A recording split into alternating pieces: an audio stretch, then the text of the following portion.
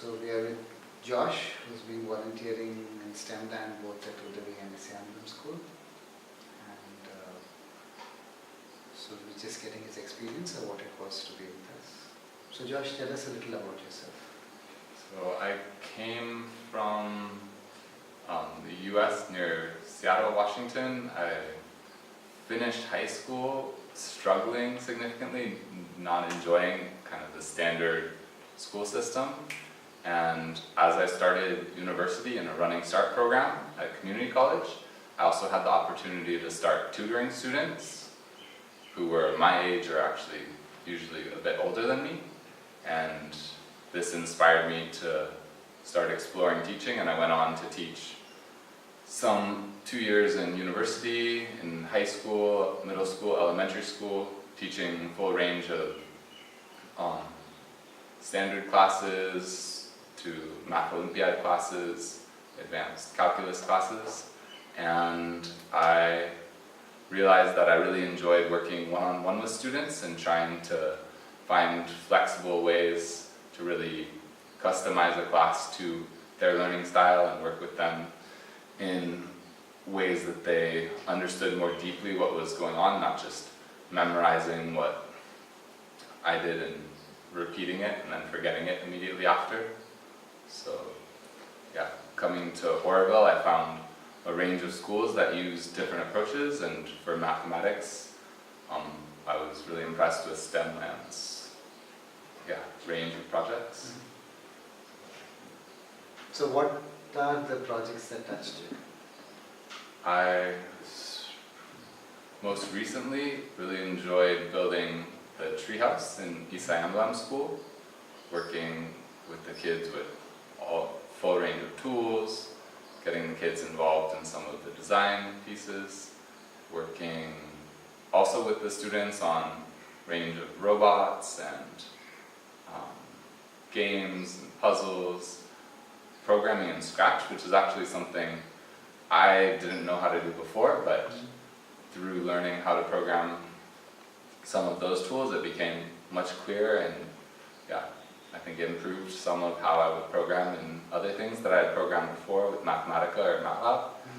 And I enjoyed going through all the standard math games and kind of building style ways of learning how to do geometry with real hands-on tools, and learning there's a project and a story to go behind each thing that you can do in math.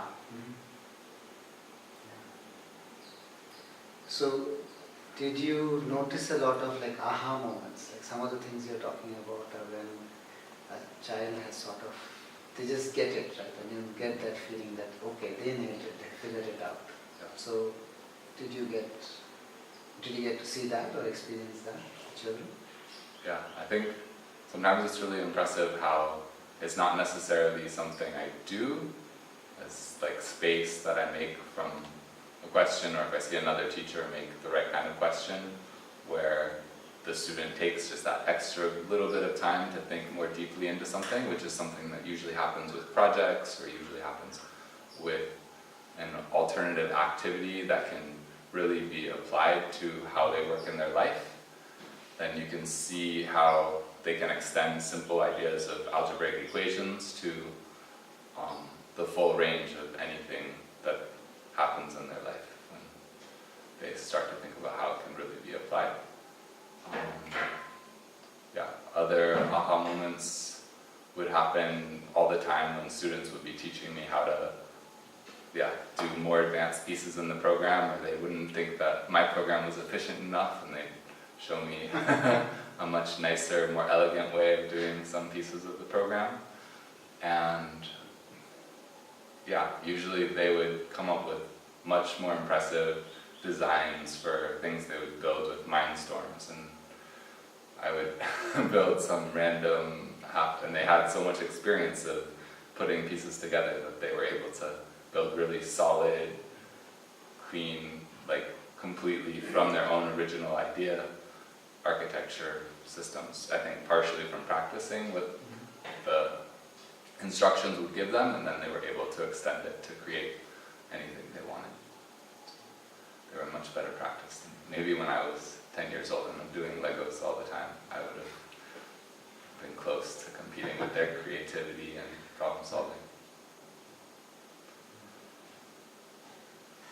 So in terms of your interactions with the team, right? I mean, with the facilitators that are working with the children, you also had some opportunity to interact with us when we meet in the mornings and we work on it. So what did you feel about like the reflective spaces we have or the work that we do? Yeah. I only at the very end got to come for the full team meetings in the morning, which were a whole new way of looking at things and reflecting back into aspects of what I'm doing that normally I wouldn't have necessarily seen, like seeing the entire big picture of where this is coming from and what it means, and seeing the child's perspective and seeing a broader perspective on the approach that we have. I also think it is a perfect thing that so many people with so much experience in different fields of engineering can come and collaborate and share their ideas and techniques and create so many new ways of helping to teach students and work on the engineering projects. And I think working in the facilitation space when there was so much freedom for the kids to jump around every 15 minutes, they could go build robots, build new electronics chips with lights and everything, and then they could go take a break, play 10 minutes of games, and there were facilitators there to help them figure out if they weren't sure certain rules in a game, needed just a friend to play with, or needed some really technical electronics chip design, soldering guidance to help them do that safely. There was that whole range, so it would have been like a dream space for me to be in, I think, as around that age, to be able to work.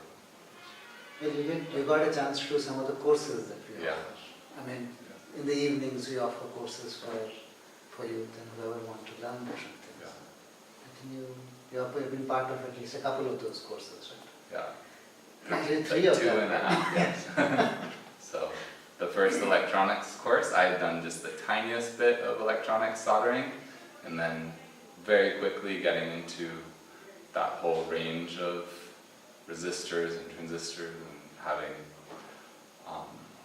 a deeper understanding for how it works hands-on, which is only what I vaguely remembered from my physics class. Most of that I think I had forgotten from my physics classes.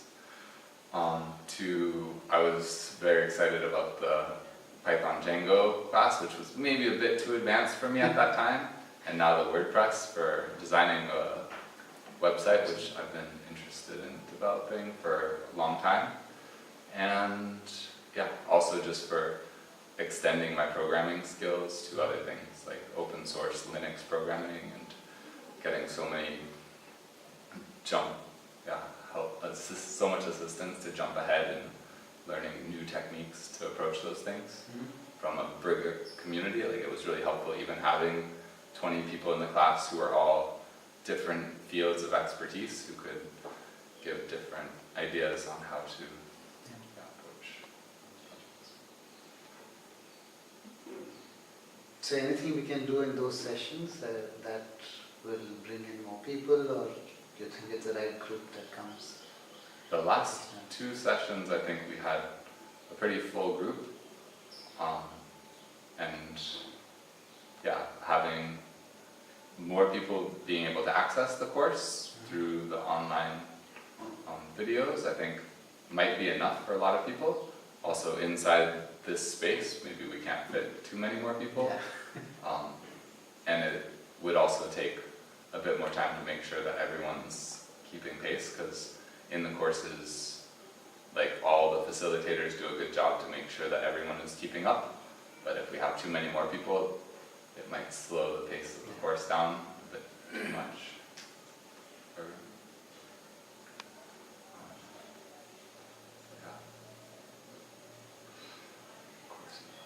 So you also had a chance to participate in the sleepovers where the Yeah. children worked and then stayed over and then the next morning we continued doing something.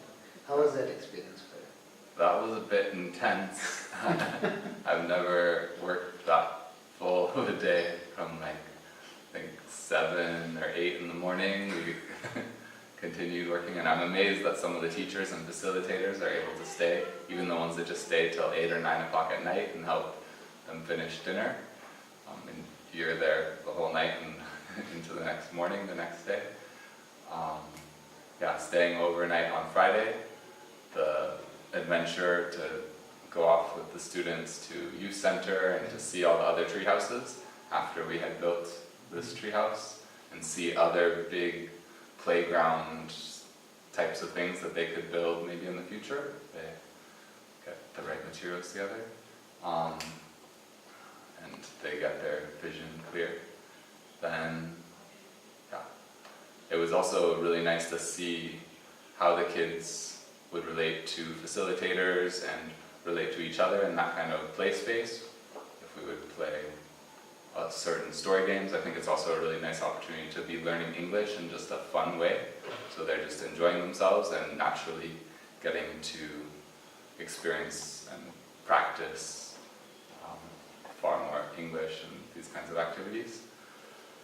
And yeah, again, the kids had so much freedom to be working on building roller coaster rides or continuing to work on mindstorms, doing some sports and physical activities. They were able to just flow into what they felt best. So it's nice. Yeah, I mean in Isiambalam you worked with much younger children actually. Yeah. I mean here in Udupi we work with slightly elder children, 7th grade, 8th grade, 9th grade.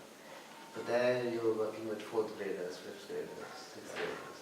There were a few 7th graders. So Yeah. how was that for you? Because the first time